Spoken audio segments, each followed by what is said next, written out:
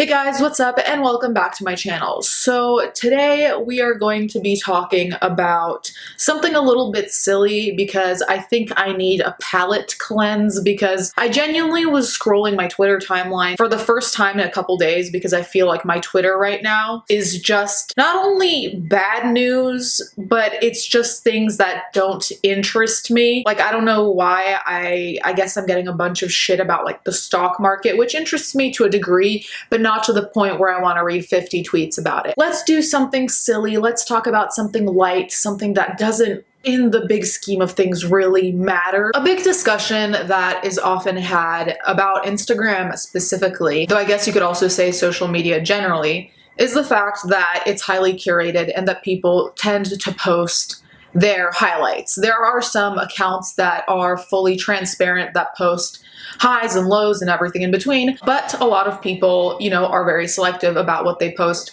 on social media, which I don't think is a bad thing. If you want your Instagram to just be like an album of your best moments, that's totally fine. I think the question is the level of transparency, because if you acknowledge that, that's, I think, the healthiest way to go about it. I think the issue comes when you act like that is your entire life. Like your entire life is this aesthetically pleasing, your entire life is essentially curated. Before we get into that, I did want to thank today's sponsor, which is Care of. Care of helps you find the right vitamins personalized just for you. Care of's holistic online quiz makes it easy to know which vitamins and supplements you'll need to achieve your health goals. The cool thing is that Care of's products are formulated by ingredients that are good for you, and the science backs it up. Their transparency about research and sourcing behind each product is something I really respect. On top of it all, they're eco-friendly. Their vitamin packs are compostable and instructions are on the website. My health goal was to strengthen my hair and nails, so I've been taking keratin. And as my doctor recommended, I'm also taking iron supplements. On top of that, I've been taking protein powder to help tone my muscles and make the most out of my workouts. February can still be your time for a fresh start to the new year. You don't need to make massive resolutions to take care of your health. Small steps every day are impactful and important. I've done that myself by focusing on going to bed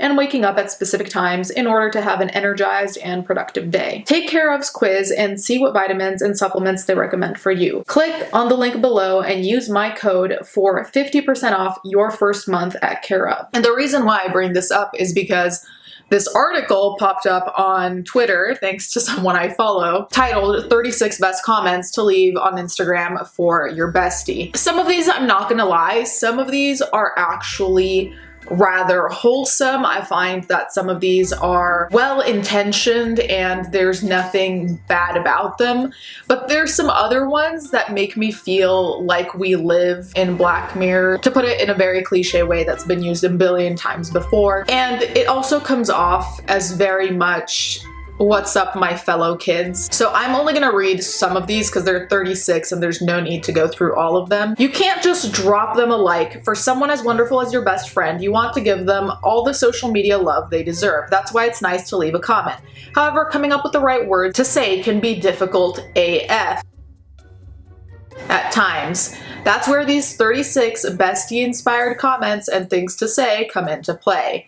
Each of these comments will work for just about any snap your best friend shares, along with a few adorable emojis. Your kind words will make your BFF feel just as special as you know they are. Now, granted, I've run into this problem where I don't want to sound repetitive on someone's picture and always say, oh my god, you look great, or whatever the hell I do say. But at the same time, it's like, if you know your best friend, which you should because they're your best friend, you probably shouldn't need help in what to write. The only time I really think that you really need help in what to write is for congratulations letters. Most of the times my mom messages me and is like, I don't know what to say that's not cliche, which that, and also letters of mourning or condolences, because it always feels like there's nothing good enough to say. Like, those are the scenarios in which I'm like, okay, I understand looking up lists of things to say that feel appropriate and that give the moment the proper respect. But for comments, especially comments to a best friend, it's like, if you know your best friend, you could just literally put an inside joke and you're done. But okay, if any pic deserved a yas queen, it's this one. Yas queen, hands raised emoji. It's not starting well. This one's cheesy, but I thought, okay, at least it's cheesy. Sending this selfie to NASA because you're a star. Kind of sounds like what maybe grandma would comment, but nonetheless, we like a grandma comment. Some of these just remind me of MySpace, which is why I enjoyed reading this so much, because this like threw me all the way back to like top 8 and all the drama that ensued anytime I changed my top 8,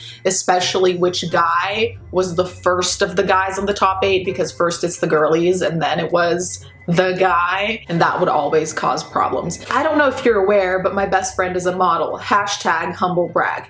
You know, I think what's uncanny about this is that Instagram is already, for the most part, a very curated world. So it feels weird to kind of also have curated comments to send to a best friend. Doesn't that feel uncanny, but also kind of meta? Because it's like, hey, let me teach you how to interact with this person that you should know better than anyone. It's very weird. It's almost like telling you how to human. I think that's what's like weirding me out about this. Maybe I'm reading too much into it, which would be on brand. And also, I think these are weird because a lot of these, the sentiment of the comment isn't far off, but it's the way they word it that makes it seem off. For example, I don't know if you're aware, but my best friend is a model. Hashtag humble brag. I've commented something along these lines saying, this belongs on a runway, or model vibes, or something like that. Like, I think we've all commented something like that, but the way in which they've phrased this makes it sound like it's a robot trying to human. Heart eye emoji. Excuse me, but everyone needs to like this photo ASAP because it's the most gorgeous thing they'll ever see. Cheesy but wholesome, so I can't really shame them for that one. They also have some kind of hang up with having questions in their comments. For example, excuse me, what is that lipstick and can I borrow it ASAP? Or, what magazine cover are you posing for today? A lot of these sound like someone who's not used to social media. This one, this look deserves an applause. Hand clap emojis. Again, with the questions. Where is this and when can we eat it together? You make everything look so fun. Can we hang soon? Some of these kind of start to feel like you ghosted someone and they're trying to make contact with you again. Especially, where is this and when can we eat it together? This sounds like something like a guy, a girl, or whatever they identify as, a person, would comment to someone that just hasn't been answering their texts, so their next step is to go on social media and like compliment them, but squeeze in the "can I see you soon" though? I don't know, I find that hilarious. The same thing with the "you make everything look so fun. Can we hang soon? Can we please get brunch again this weekend? You make everything look so fun. Can we hang soon? Where is this and when can we eat it together?" Like these you can't tell me that these aren't from someone who was ghosted or rejected and they're trying to get another shot. You can't convince me. This article is mistitled. I think there's some tomfoolery afoot here. A lot of these are, obviously none of these are harmful, but I just think it's funny the kind of irony that there is that Instagram is a highly curated